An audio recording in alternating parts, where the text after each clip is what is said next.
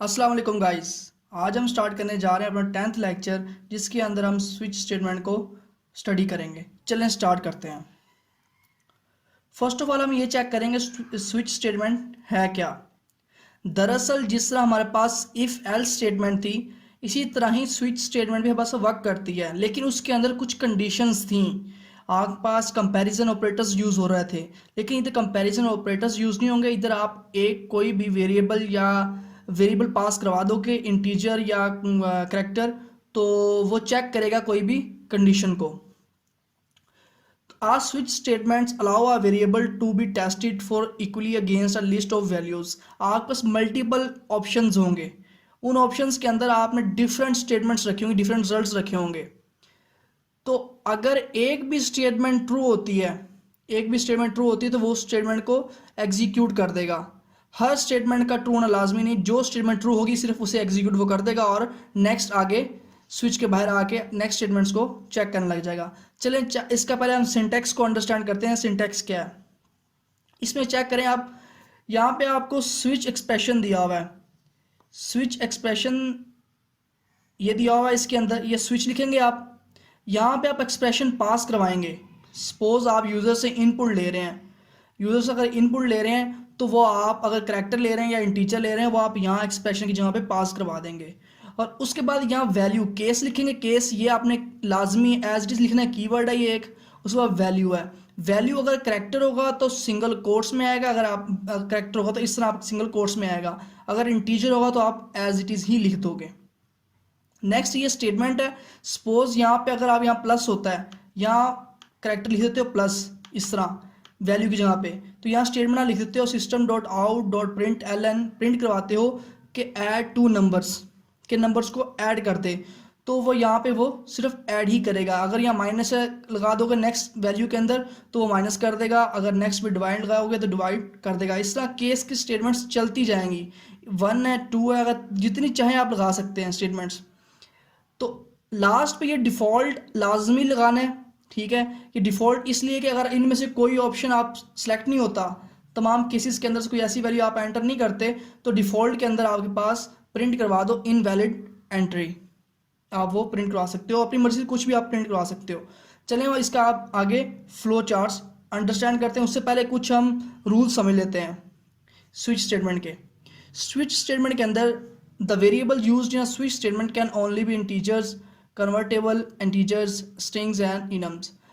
जब भी आप स्विच स्टेटमेंट के अंदर जो आप केस के आगे जो वैल्यू दे रहे हो, ठीक है, वो इंटीजर होनी चाहिए या तो बाइट शॉर्ट कैर होने चाहिए, स्ट्रिंग्स होने चाहिए, ठीक है। You can have any number of case statement with in a switch. जो आप केस पास करवा रहे हो वो स्विच के अंदर पास करवाओगे, बाय द वे उसे अंडरस्टैंड नहीं करेगा, ये लाजमी है। थर्ड वन है value for a case must be the same data type. जो आप केस के अंदर वैल्यू लिख रहे हो, मतलब कि लास्ट हम स्लाइड में ये चेक किया, ये केस था हमारे पास, केस के अंदर जो वैल्यू ये पास करवा रहे हो, ठीक है, ये और जो एक्सप्रेशन के अंदर वैल्यू आपके पास ये आई है, इन दोनों की डाटा टाइप सेम होना लाजमी है। अब हमारे पास फोर्थ है। फोर्थ के अंदर क्या है, when a variable being switched on is equal to a case the statement following the case will be execute until a break statement is reached. कि जब आप एक वेरिएबल सेलेक्ट करते हो तो स्विच के अंदर कोई एक सिलेक्शन करते हो, अगर वो सिलेक्शन करेक्ट हो जाती है तो आगे ब्रेक स्टेटमेंट है, ब्रेक स्टेटमेंट पास करके वो नेक्स्ट आगे ब्लॉक के बाहर आ जाएगा। वो हम प्रैक्टिस करेंगे, आपको अंडरस्टैंडिंग इसकी बेहतर तरीके से हो जाएगी। आगे है when a break statement is reached the switch terminate. जैसे ब्रेक स्टेटमेंट आएगी वो स्विच क्या टर्मिनेट हो जाएगा, वो नेक्स्ट कोड के आगे आ जाएगा, नेक्स्ट कोड को एग्जीक्यूट कर देगा स्विच के बाहर।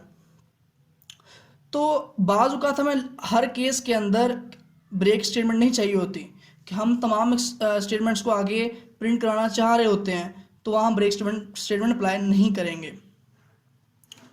फिर स्विच के अंदर एक डिफ़ॉल्ट है, आपको बता चुका हूँ। डिफ़ॉल्ट के अंदर आप डिफ़ॉल्ट वैल्यू ही पास करवाओगे। डिफ़ॉल्ट वैल्यू कौन सी, जो कि आपके पास इनवैलिड एंट्री आप कह सकते हो। तो ये था स्विच स्टेटमेंट। अब इसके हम थोड़ा फ्लो चार्ट को अंडरस्टैंड कर लेते हैं।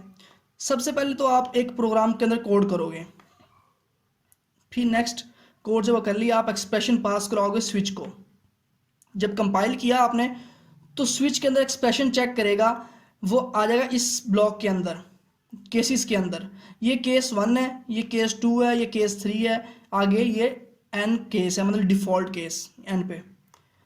तो यहाँ पे जब फर्स्ट केस पे अगर यहाँ पे यस हो जाता है, ये केस मैच हो जाता है, तो इस कोड को एग्जीक्यूट कर देगा और यहाँ से आके कोड टर्मिनेट एंड पे पहुँच जाएगा। फिर अगर केस ये नहीं है, आपने एंटर किया ये केस नहीं है, ठीक है, तो ब्रेक करके इस पे आ जाएगा। फिर नेक्स्ट इस पे चेक करेगा ये केस है इसका, तो अगर इसका केस हुआ तो इसको एग्जीक्यूट कर देगा यहाँ से आके और इसको एंड कर देगा। इसी तरह ही सो ऑन चलता जाएगा, लास्ट पे एंड पे आके जो डिफ़ॉल्ट स्टेटमेंट होगी उसे एग्जीक्यूट कर देगा। चलिए नेक्स्ट देखते हैं, आगे हम छोटी सी एग्जांपल देखते हैं, आपको इससे ज़्यादा अंडरस्टैंडिंग हो जाएगी। फर्स्ट ऑफ ऑल एक हमने प्री डिफाइन, मतलब कि एक करेक्टर यूज़र डिफाइन हमने करेक्टर ले लिया, हमने यूज़र से इनपुट नहीं ली, वो हम प्रैक्टिस करेंगे प्रैक्टिकली, उसमें हम यूज़र से इनपुट लेंगे। तो ये करेक्टर है, ग्रेड लिया सी। तो यहाँ पे हमने ये जो ग्रेड है, ये करेक्टर हमने स्विच के अंदर पास करवा दिया। केस है कि अगर तो ग्रेड ए हो तो क्या कर दे, प्रिंट कर दे एक्सीलेंट। अब फिर नहीं है तो ब्रेक कर देगा, ब्रेक करने के बाद बी पे आ जाएगा। अब बी पे क्या आएगा, अगर बी है, सही है, बी के ऊपर अगर कोई है स्टेटमेंट तो ठीक है, इस पर कोई स्टेटमेंट नहीं है तो वो उसको पिक ही नहीं करेगा। सी पे आएगा, सी अगर ग्रेड आता है आपके पास तो प्रिंट वेल डन कर देगा। ओके, आप इसको खाली भी पास करवा सकते हो, लाजमी नहीं आपने इसके अंदर स्टेटमेंट लिखनी है। केस के अंदर आगे वेल्डन आ गया, अगर सी ऑप्शन आता है तो अब सी आप यहाँ पे सी लिया हुआ है तो इसकी आउटपुट वेल्डन ही आएगी। उसके बाद डी, अगर आप ऑप्शन इसके अंदर है ही नहीं क्योंकि उधर ग्रेड में हमें सी रखा हुआ है तो सी ही एग्जीक्यूट होगा, बाकी सबको इग्नोर कर देगा। वेल्डन, ठीक है, प्रिंट करने के बाद यहाँ पे आएगा system dot print L N your grade is, ठीक है। अब ग्रेड जो उसने लिया है, ठीक है, जो ग्रेड आपने ये सी पास करवाया है तो वो ग्रेड आपके पास यहाँ पे सी पास हो जाएगा, यू ग्रेड इज सी। तो वेल डन पास कराने के बाद, तो ये इतना सा स्विच का एक कंसेप्ट है। अब हम करेंगे इसकी प्रैक्टिस, चलें स्टार्ट करते हैं, उसकी तरफ बढ़ते हैं। सबसे पहले हमने अपना नेटबीन्स ओपन कर लेना है।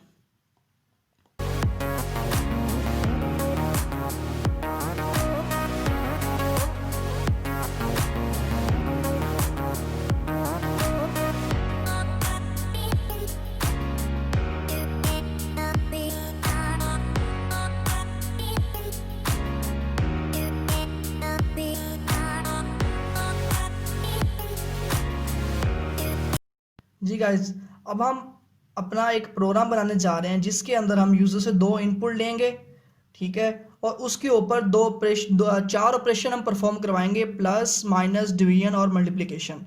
मतलब कि एक छोटा सा हम एक कैलकुलेटर बनाने जा रहे हैं स्विच स्टेटमेंट को यूज़ करते हुए। सबसे पहले हम यहाँ पे एक स्कैनर क्लास का ऑब्जेक्ट बनाएंगे।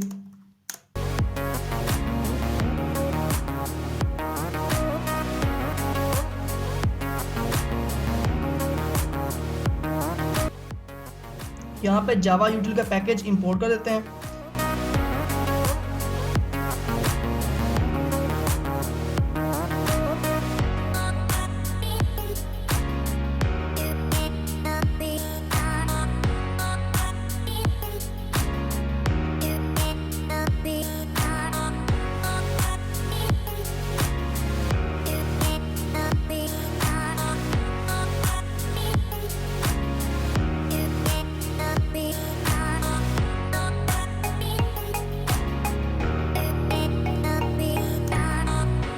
यहाँ पे अब जो ऑपरेटर हम इनपुट लेंगे तो ऑपरेटर एक करैक्टर टाइप होता है, तो यहाँ करैक्टर की इनपुट लेंगे। करैक्टर का मैंने आपको बताया हुआ है किस तरह हम इनपुट लेते होते हैं।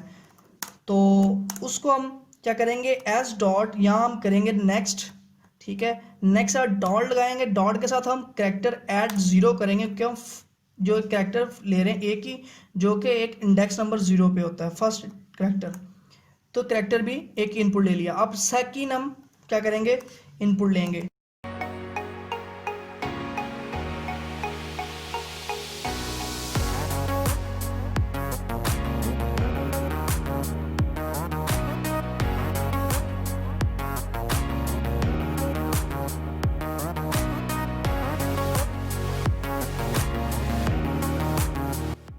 अब 2 नंबर हमने इनपुट ले लिए हैं। 2 नंबर्स इनपुट लेने के बाद अब आगे हमने क्या करना है, यहाँ पे हम स्विच स्टेटमेंट लगाएंगे, स्विच का में एक एक्सप्रेशन पास करवाएंगे। वो कौन सा, वो ऑपरेटर पास करवाएंगे।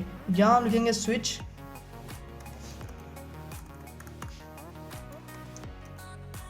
इसके अंदर ऑपरेटर पास करवाना है और यहाँ पे आप एक ब्रैकेट लगा दें। अब यहाँ पे फर्स्ट ऑफ ऑल हम केस 1 लिखेंगे, यहाँ पे केस 1, केस इसके अंदर ऑपरेटर पास करवा रहे हैं। ऑपरेटर के अंदर पहले हम प्लस का ऑपरेशन परफॉर्म कराएंगे तो सिंगल कोट्स के अंदर आएगा हमेशा ऑपरेटर, जो भी कैरेक्टर वैल्यू होगी। यहाँ पे हम प्रिंट करते हैं system dot out dot print ln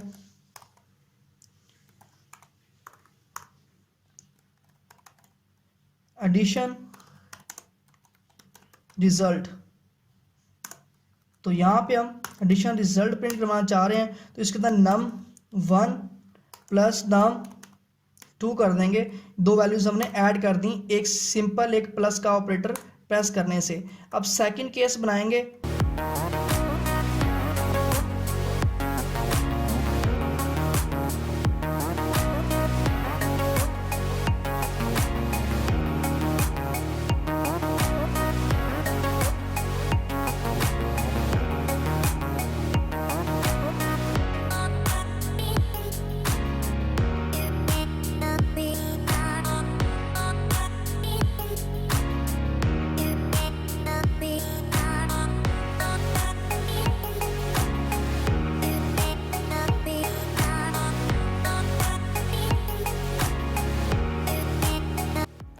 अब यहाँ पे हम जो लास्ट पे डिफ़ॉल्ट पास कराएंगे, जो कि डिफ़ॉल्ट स्टेटमेंट प्रिंट होगी। यहाँ पे हम अब कहेंगे कि इनवैलिड इनपुट। चलिए अब इसको रन करते हैं।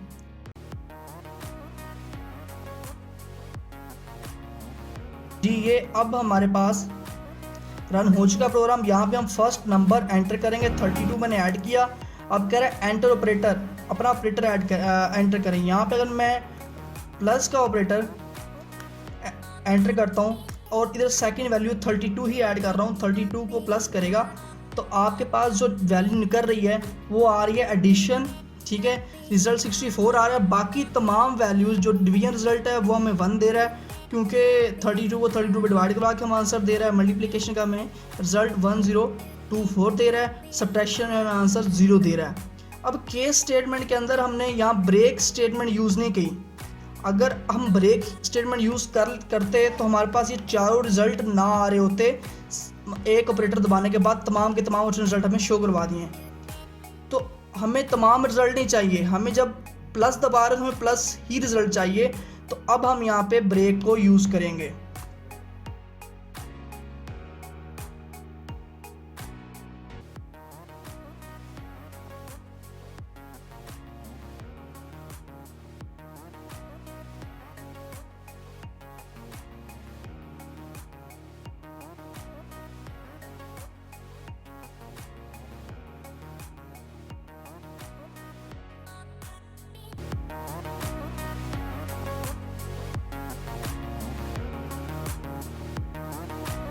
तो स्टूडेंट्स आज के लिए इतना। इंशाल्लाह आप नेक्स्ट हम लूप्स के बारे में स्टडी करेंगे। और अगर आपने चैनल सब्सक्राइब नहीं किया तो हमारा चैनल सब्सक्राइब कर लें ताकि आपको वीडियोस भर वक्त मिलती रहें। ओके, अल्लाह हाफिज़।